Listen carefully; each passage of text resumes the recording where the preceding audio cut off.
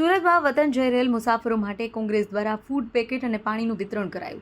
હાલ વતન જવા મુસાફરોની ઉધના રેલવે સ્ટેશન ખાતે ભારે ભીડ જામી હતી। મુસાફરોને વતન જવા માટે 20 કલાકથી વધુ સમય લાઈનોમાં ઊભા રહેવાની નોબત આવી હતી। મુસાફરોની પરિસ્થિતિને ધ્યાને લઈ સુરત શહેર કોંગ્રેસના આગેવાનો દ્વારા ફૂડ પેકેટ અને પાણીનું વિતરણ કરાયું હતું। મુસાફરોને તમામ પ્રકારની સુવિધા આપવાની વાતો કરનાર તંત્ર નિષ્ફળ ગયું હોવાના આક્ષેપ થયા છે। દિવાળી પર્વ નિમિત્તે વતન જઈ રહેલા મુસાફરો કલાકો લાઇનમાં ઊભા રહેવા મજબૂર થયા હતા। દિવાળી પર્વની શરૂઆતથી જ યુપી બિહાર વતન જતા મુસાફરોની લાંબી લાઈનો લાગી હતી। તંત્ર દ્વારા યોગ્ય સુવિધા ન કરવામાં આવતી હોવાના કોંગ્રેસના આગેવાનોએ આક્ષેપ કર્યા છે। JRUCCના પૂર્વ સભ્ય સુરત શહેર કોંગ્રેસના પૂર્વ પ્રમુખ ધનસુખભાઈ રાજપૂતની આગેવાનીમાં ફૂડ પેકેટ અને પાણીનું વિતરણ કરાયું હતું। શું કહેશો, આજે કયા પ્રકારનું કાર્યક્રમ રાખ્યું છે? સુરત શહેર કોંગ્રેસના તમામ આગેવાનો, અમારા સાથી અશોકભાઈ, અવધેશભાઈ, કલ્પેશભાઈ બારોટ જે JRUCCના મેમ્બર છે, રેલવેથી ખૂબ જોડાયેલા છે।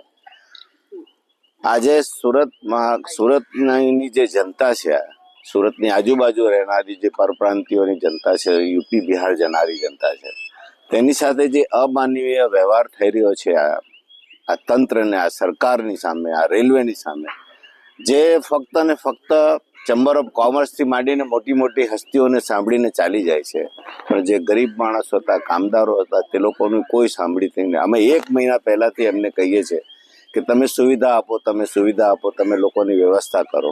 આટલી મોટી સંખ્યામાં લોકો જાય છે, પરંતુ આ બહેરા કાન આગળ કોઈ જાતની અમારે આ સામાન્ય માણસની કોઈ સાંભળવામાં આવ્યું નથી, એની કોઈ દરકાર કરવામાં આવી નથી। ફક્ત ને ફક્ત આપ જોઈ શકો છો કે મતની લાલચે એ લોકોએ મોટા મોટા હોર્ડિંગ્સ લગાવ્યા છે, પણ એ લોકોને વ્યવસ્થા જેવી કોઈ વસ્તુ નથી। આપ જોઈ શકો છો કે આ રસ્તા પરથી જાનવર પણ ના આવી શકે તેવા રસ્તા પરથી ગરીબ માણસો આવશે ને આ કામદારો જશે। આનો અમારો ખૂબ ગંભીર વિરોધ છે।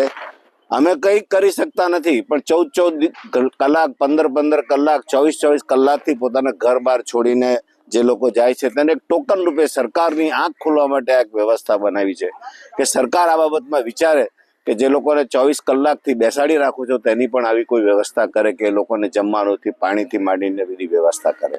આ એક ટોકન રૂપી છે, સરકારનું ધ્યાન દોરવા માંગીએ છીએ। જી, શું કહેશો, આજે કયા પ્રકારનું કાર્યક્રમ રાખ્યું છે?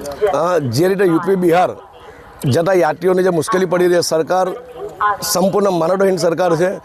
45 કલાક, 20 કલાકથી યાત્રીઓ ઉડના સ્ટેશન ખાતે પોતાના વતન જવા માટે લાઇનમાં બેઠા હોય ત્યારે સરકાર દ્વારા કોઈ સુવિધા કરવામાં ના આવતા અમારા કોંગ્રેસના પૂર્વ નગરસેવક અને પૂર્વ શહેર કોંગ્રેસ પ્રમુખ ધનસુખભાઈ રાજપૂતની આગેવાનીમાં ભાઈ અશોકભાઈ, અવધેશભાઈ, બેબીબેન, ભાઈ શ્રેયાંશ તેમજ અમારી અહીંના ઉડના વિસ્તારના જે આગેવાનો છે, ઉત્તર ભારતીય સમાજના, બિહારના જે આગેવાનો છે, એ લોકોની આગેવાનીમાં અમે જે મુસાફરો ટ્રેનમાં જવાના છે તેઓને ફ્રૂટ પેકેટ અને પાણીની બોટલનો વિતરણનો કાર્યક્રમ રાખેલ છે। શું કહેશો સિસ્ટમ વિશે?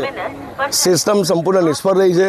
પ્રશાસન ભાજપાના નેતાઓની સુરક્ષામાં અને એમની સેવા ચાકરીમાં લાગી છે ત્યારે પ્રજા ખૂબ જ બેહાલ થઈ રહી છે। ત્યારે સુરત શહેર કોંગ્રેસ અમારા આગેવાનો નક્કી કર્યું કે ભાઈ આપણે આ જે યાત્રીઓ 24 કલાકની મુસાફરી કરીને પોતાનું વતન જવાના છે અને 45 કલાકની ઉડના સ્ટેશન પર ટ્રેનની મુસાફરી કરવા માટે બેઠા હોય ત્યારે એ લોકોને ફ્રૂટ પેકેટ અને પાણીની બોટલનું વિતરણ કરવાનો કાર્યક્રમ અમારા આગેવાનોની ઉપસ્થિતિમાં રાખેલ છે।